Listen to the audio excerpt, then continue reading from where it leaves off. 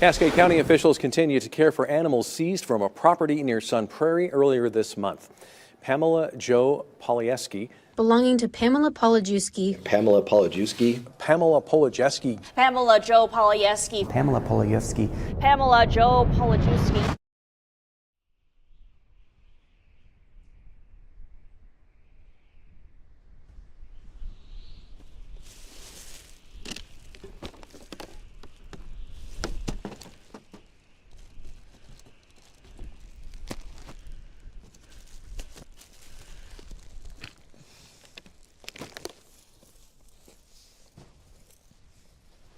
They loved the straw piles and the hay stacks because they would run up and down them and use them like a playground, and it just kind of demonstrates our life that was out here. And the buffalo jump, because we are all tied to our First Nations here in Montana. Our children are tribal affiliated, and I was raised by Pekuni Nation, and Mike is Ojibwe tribal affiliated. He's an enrolled member. And then the buffalo jump is like right over here. Oh, wow. Yeah. This is interesting because Timmy, Mike's son, actually was raised out here. I knew Timmy since he was 2 years old, and he'd come out here and live, especially in the summers. And we had a horse, and Timmy was just a little guy, and he said, "I think I'll call her Fanny." And we laughed so hard over that. But yeah, that name remained, Fanny. We had everything, pigs, goats, chickens, you name it, and everything was welcome. And this just demonstrated again our life out here. We'd pull up with the hay on the back of the truck, and man, the goats just came a running. Of course the horses would too, and it was like, oh, grub is here, and just another aspect of our life, and kind of the beauty of our life as it was. Yeah, rustic, yes. Aesthetically not a pleasing, yes, but lots of humor, happiness, commitment, and dedication too. Yeah. Actually, when I came out here, this was just all prairie. So I brought in the electricity, I brought in the road, I brought in the trailers, I brought in the shelters. So yeah, you can laugh and scoff that a woman was trying to do this, but I was trying. I mean, I had the vision, like you said, and I tried. And then Mike joined in on the vision, and he tried to help me. He tried to help me with it. Yep.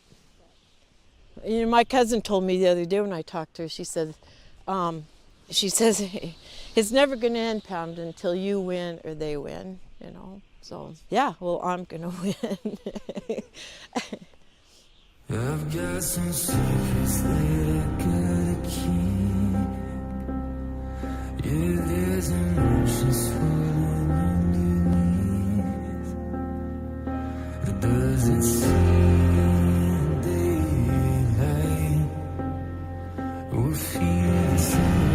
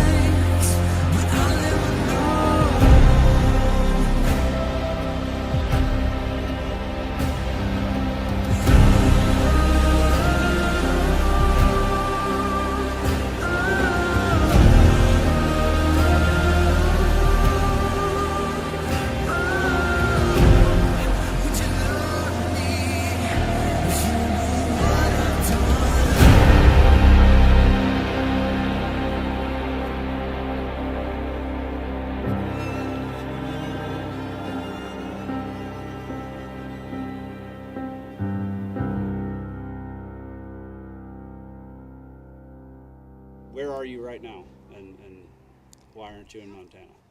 Well, Montana is no longer home. It's no longer safe. Trying to pick up the pieces, and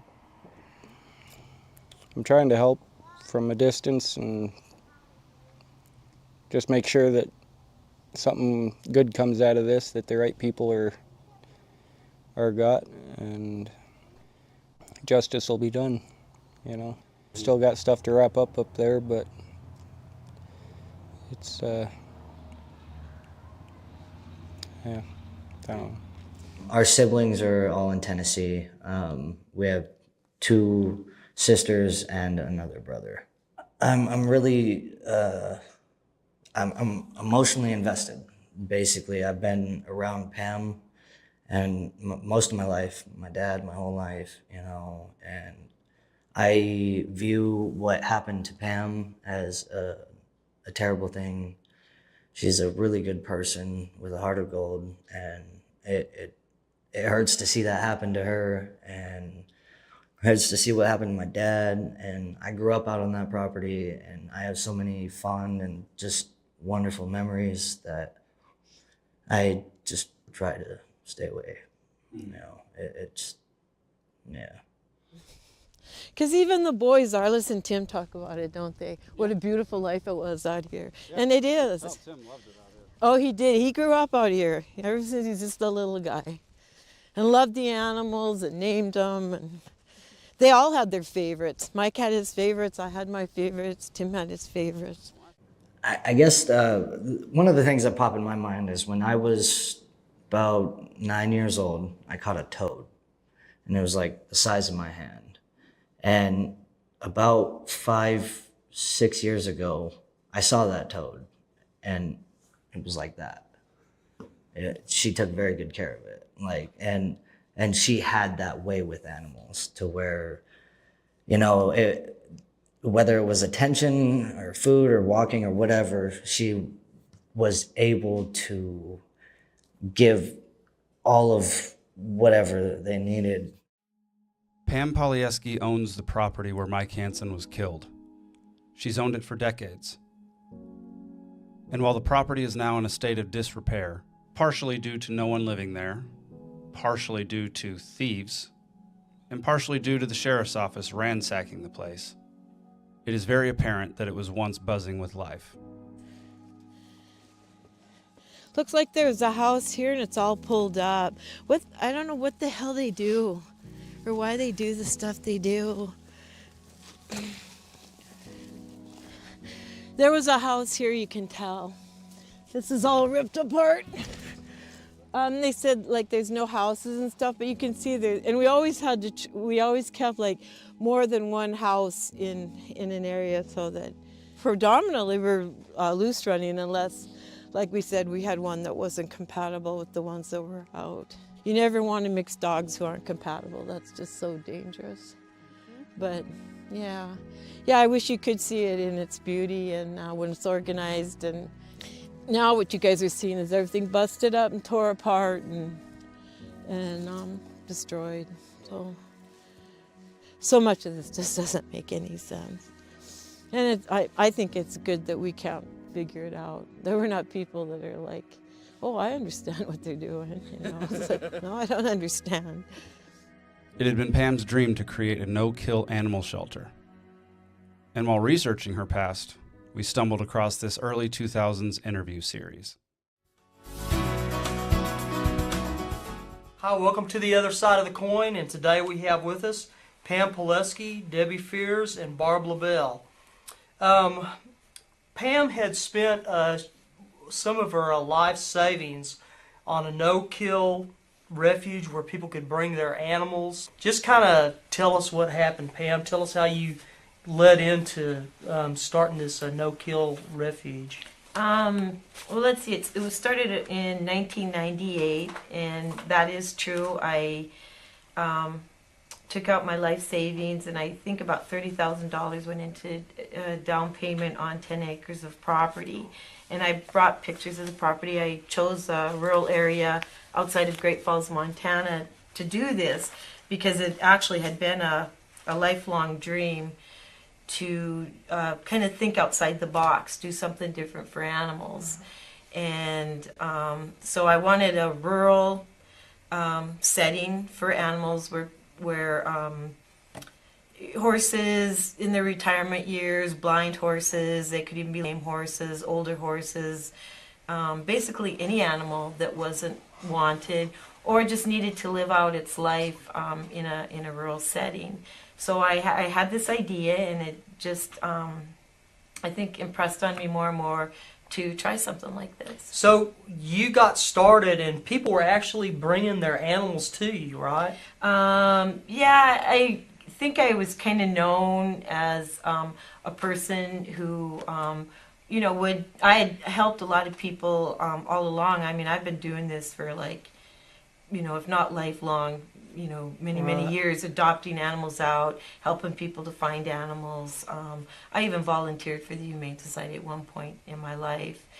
And so I've been helping all along. I helped one lady watch over her diabetic dog and helped her with giving the dog insulin shots. And so I kind of was always known to, you know, want to give a lending hand to. Yeah. Pam built the shelter from the ground up. She had a vision, and she aimed to see it through. And fortunately, she didn't have to do it alone. Okay, we've got with us Mike Hanson, and what were you doing? How did you help Pam, basically? Well, she did the work. She's a registered nurse and would travel around the county, basically, or even out of the county, and earn the money, and I would take care of feed the animals and water them and build their pen. Your dad helped also, right? Yeah, my dad was there just about every day. So Pam wasn't just doing this thing all just by herself. No. She actually ended up having some help. Yeah, she had help. She had me and my dad mostly. Dad would haul water and dog food and hay and stuff. So did you guys pretty much make sure that the animals had food just about every day or something like that? Yeah, that was a job. Every day, Pam was a stickler on that. Even if they had a little bit of food in their dish, you know, to put some more in there, make sure that they had some. Of course, a lot of times they would eat theirs for the day, but the next day we made sure that they had. And water. They have to have water. Even in the cold weather, we were out there cutting the ice and putting water in there for them. I helped take care of those animals way back in the day, and, you know, sub-zero temperatures, or at least close to, you know. The vehicles were not always tip-top condition, and we would have to go into town and put quarters in the water dispensing machine, fill up the water tanks, go pick up hay, go pick up dog food, bring that all back out, fight through the mud and all the bad weather. Oftentimes we'd get back, and by the time we get back, we'd have to break the ice up in the water tank to pour out into 5-gallon buckets that we would haul around by hand and go either break each individual sheet of ice on top of each water dish, or tip it upside down, knock the whole chunk of ice out and put fresh water in. Make sure we got all the food in there. I mean, and often, you know, snow is falling on us. And one time, my sneakers had froze solid, and it was pretty freaking miserable. It was not fun. I mean, don't get me wrong, there was ugly sides of it, but that was, you know, making sure that in the rough times that they were taken care of. But man, on those sunny days and summer days, you know, there's all the wildlife around, you know, the groundhogs and the birds and the deer, and they're just as much as it was ugly, you know, when it was beautiful, it was that much more, you know. It was peaceful, and, you know, minus the hard or ugly work, there was definitely a lot, you know, to make it worth going through that, you know, so. At this point, you may be wondering how any of this is relevant to Mike's case. Well, the more we have looked into Mike and Pam's past, the more we have seen their side of the story was never really told. From what we can find, they were never given the benefit of the doubt or a fair representation to the public. In fact, they've been criticized, mocked, and portrayed in a consistently negative light for decades. Well, I am a nurse by profession, and I think that same passion I have for wanting to help people carries over into, also wanting to help take care of animals. And I've seen her nurse a lot of animals back from pretty rough conditions. Like I said, I've known Pam most of my life, and I have nothing but love for that woman. She is just sincere, and she put her heart and soul into taking care of those animals, and everything that she did was for them. And anytime she reached out to my dad or myself, can you help me with the animals? Would you be willing to feed or water, or whatever the case may be. I truly think that it is just mind-boggling. I mean, that's the term that I come to. Since 1998, Pam has been charged or accused of animal cruelty and abuse a number of times. Many of those charges were completely dismissed. Some resulted in limitations being put on her when it came to the number of animals she was allowed to keep on her property. Despite all of this, she and Mike continued to try to help animals in Cascade County. All throughout the property, there's water troughs. Yeah, there's water troughs. Because, like I said, everything was free roaming. So we'd make them low for the goats. There's pools here for the feral cats. Or the dogs would use the pools to cool down in. Also, a lot of wildlife would come through here. And you'll see like there's tops on a lot of things because we didn't want the hawks swooping down and grabbing anything either. Right. Yeah, I mean, and the coyotes. The fencing has all got the netting too along the barbed wire because, well, number one, you don't want the horses getting scratched up. But we didn't want the dogs or the goats going through the barbed wire either. Yeah. And then like over there, you'll see all the troughs too. There's like 2 troughs there, the big 900-gallon troughs for the horses. There's troughs throughout this whole property. And they said there was no water here. Amazing. And it's a 24, 7 job out here. It is. It's from sunrise to sunset and constantly tearing down, bringing new things in. It all came to a head in 2020 when a fire on her property brought out the fire department and law enforcement. They discovered that Pam, Mike, and others were caring for 176 animals and proceeded to confiscate them. One of the veterinarians whom the county hired to look into the health of the animals on Pam's property spoke with us. Though wanting to remain off record, this person disclosed to us that the vast majority of the animals Pam was caring for were happy, healthy, and even overfed at times. And statistically, we lost very, very few animals. Basically, it was to old age. I mean, they put this under such intense scrutiny. I was only charged for 3. And three out of, okay, one was a dog that had a wound that we had not given up on. She was still under vet care. She was still on antibiotics. She was still under wound care. And the wound was granulating, and that's not a bed you want to disrupt. I mean, you want to, treat that very, how can I say it? We'll treat that very kindly. I mean, you don't go scrubbing on it or what have you. You let that tissue granulate and fill in. And that was happening. And we were going to add another antibiotic to her regime, but she couldn't tolerate like a whole bunch of antibiotics. So we had to do that very gracefully and very cautiously. But she was on one continuously, and we were going to add another to help minimize the drainage. And she was, but you know what, the dog herself was happy, and she was wagging her tail, and she was playing, and she was enjoying life.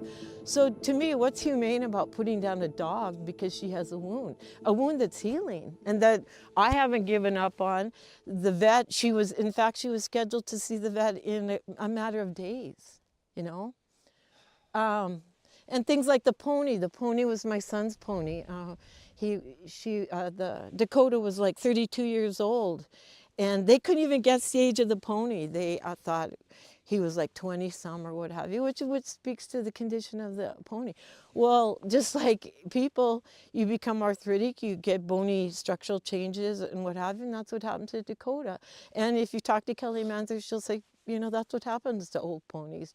So it wasn't a matter of trimming like Mike and Arliss did for him. It was a matter of correctional shoeing. We were doing that. We paid a man with that expertise to come out, was scheduled to come back and see the pony.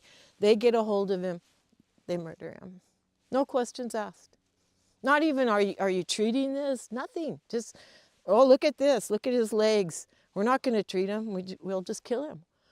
Two things should be noted after all of this. One, Pam's shelter was a no-kill shelter, meaning no euthanizing animals. Which also means, if an animal is brought to her sick or injured, she will do everything in her power to help that animal. The second thing that should be noted, out of the 176 animals found on her property in 2020, Pam was charged with only 3 counts of animal cruelty. And according to her, those 3 animals arrived at her property in poor condition. Have you ever witnessed her abuse animals? I want to laugh almost at the question, you know, that's it's far out there, you know. Anybody that sees her around them or knows her extent of knowledge on them, you know,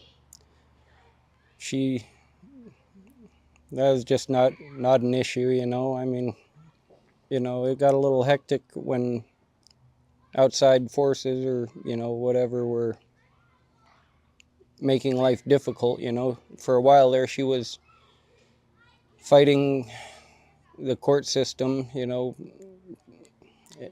in the court legally, and learning law and reading up on the proper way to go about things, and still taking care of those animals, and a lot of them.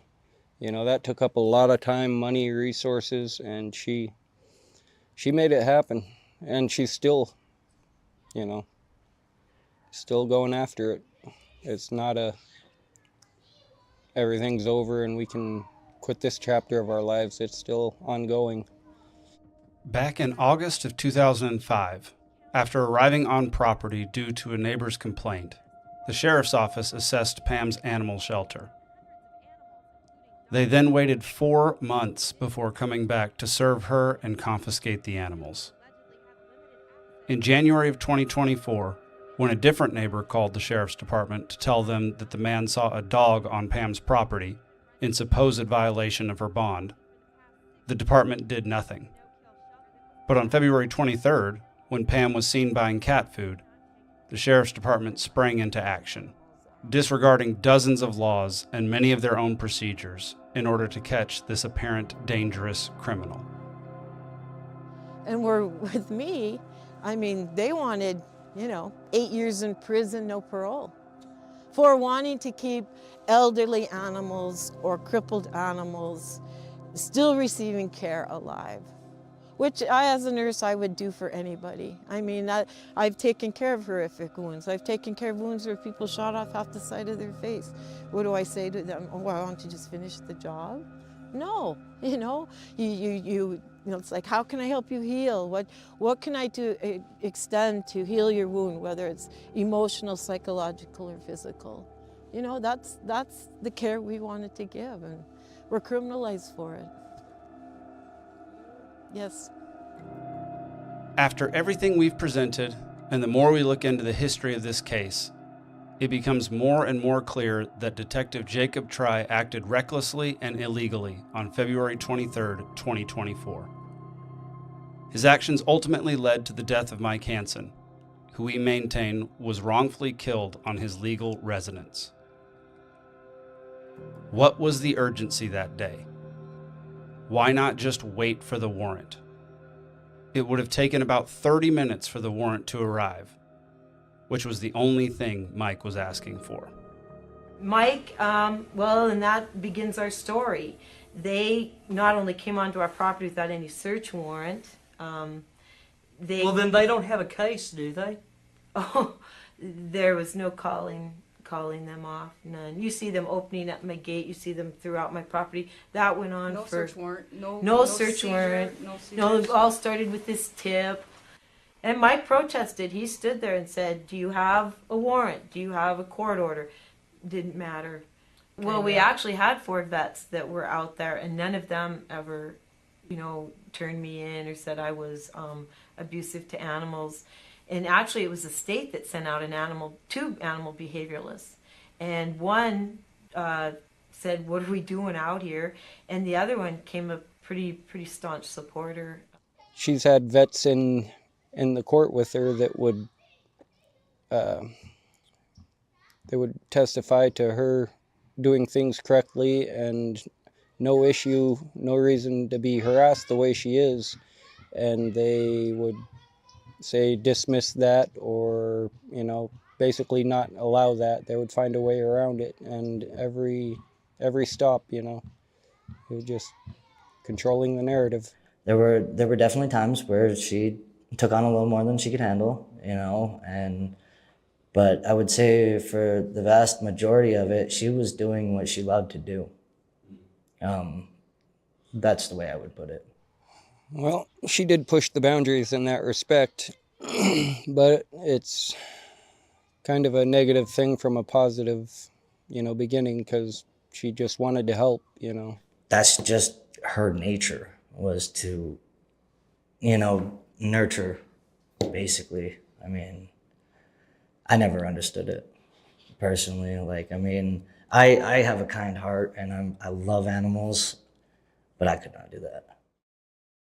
But his dad did. Mike Hanson stood by Pam's side for 25 years, through thick and thin. He was my best friend, and, he was always somebody to talk to. If I needed anything, there he was, He loved me an awful lot, and I know for a fact because he put up with a lot from me. And, we'd all been through some hardships, and I think that brought us closer together, I think that was it. We just been through a whole bunch of shit. And we were always honest and straightforward. I mean, you could trust who you were around. You knew the type of person, the caliber they were, and that made it great, And our life, not only based on our First Nations history, culture, and traditions, is based on our belief in God. Mike was a God-fearing Ojibwa warrior, and read the Bible daily. We said prayers all the time. He'd read the Bible to me. So our life was based on prayers, believing in God, and among nature, animals, and family and friends. And that's what we based it. I would say it was the honesty and sincerity. They were just really good friends that could tell each other anything and not get scolded or judged, or you could tell them something that you did and be like, well, that was a bad choice, obviously. Are you gonna do that again? kind of deal. And it was just they had similar beliefs. They had similar, just hearts, caring, selfless, and the sincerity. They were really good friends. It's really just, anytime anybody had anything negative to say about Pam, he was the first one to, hey, you don't know the situation, look into it, or don't just read the newspaper, kind of deal. And it was a lot of give and take. Even though they weren't together, they shared vehicles, they shared, the property, money. My dad would loan her money, she would give my dad money, back and forth. There was really no, scorekeeping, I guess, People are often misunderstood. They're often judged without any regard for their humanity. And while we're not here to adjudicate Pam's case, we have spent a considerable amount of time with her and are convinced that she was always trying to do the right thing when it came to the animals she cared for. She certainly made a few mistakes along the way, but one thing we know she is not responsible for is the death of Mike Hanson.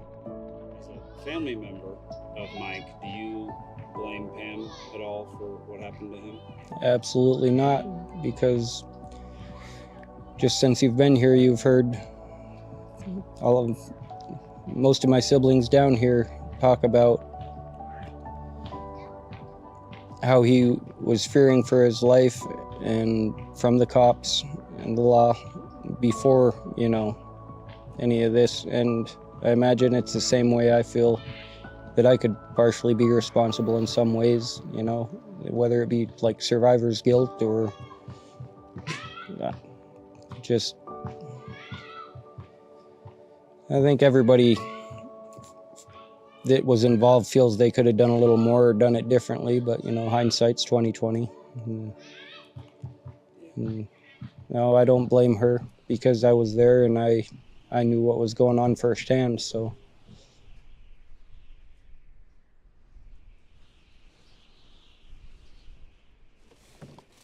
I brought some things out to give Mike.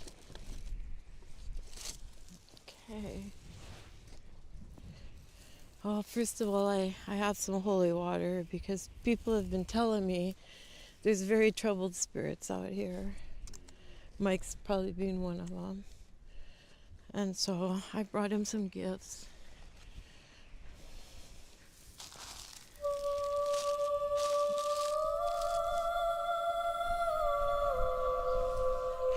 Okinaskani, Napi Kwan, just joking from a Napiaki. No, you're a strong Ojibwe, God-believing warrior. Wuksaput, I'm here to honor my best friend, Michael Hanson. Nistu, Nitanaku, Pamela Joe. We have a friendship of 25 plus years. We would be celebrating our birthday together in February. Mike first came out here to Wexford to help me around 2000 as a handyman with his dad, as they were inseparable. His dad told me they expected to meet a crotchety woman. I was sleeping in my truck but came out to greet them. Oki. His dad said it was then a friendship made in heaven because Mike also loved the outdoors, nature, animals, family, friends, and foremost God who created it all. Plus, both of us were raised by First Nations on their history, culture, and traditions. A buffalo jump is right over there. And this is where the First Nation tribes all met to trade. My Pakuni sisters always remind me, Igikama. He is my best friend, defender, protector, not because he would ever defend bad behavior, because he wouldn't, but because he did believe in me and my dream to have a no-kill animal refuge. Isn't that what real men do? He never turned down a call from me in 25 years. He paid for me to go speak at wildlife advocacy conferences because he knew it was important to me. He never talked bad about anyone and prayed for everyone and for the judicial system to make righteous decisions. He would help an adversary need if the need ever arose. He was sensitive too. There were times I saw pain in his eyes over sad events we both experienced in life. Matigapi. It will be hard on this journey without him. Many people are feeling the same heartache and loss, yet I know where he is. Matsagapi. But I am selfish because I want him here. A couple of times he got so sick and I got afraid to lose him. He told me, don't worry because God will watch over you. He will put people in your life. He loved Wexford because of its simple, rustic, beautiful way of life. His sons love it too for all the same reasons. This is not goodbye, but see you later. Say Oki to everyone and everything in heaven. I will always remember the lessons you taught me. To be the bigger person, forgive, and let God fight the battles. Greater is he who is in us than he who is of this world. God fights our battles and replaces what the locusts have lost or have devoured. Ishagapi. John 15:13. Beauty arises out of the ashes. He read the Bible daily and read it to me as well. Again, fly high, Michael Hanson. Achikeka. Gitsukakuman. Love from all of us forever. Amen.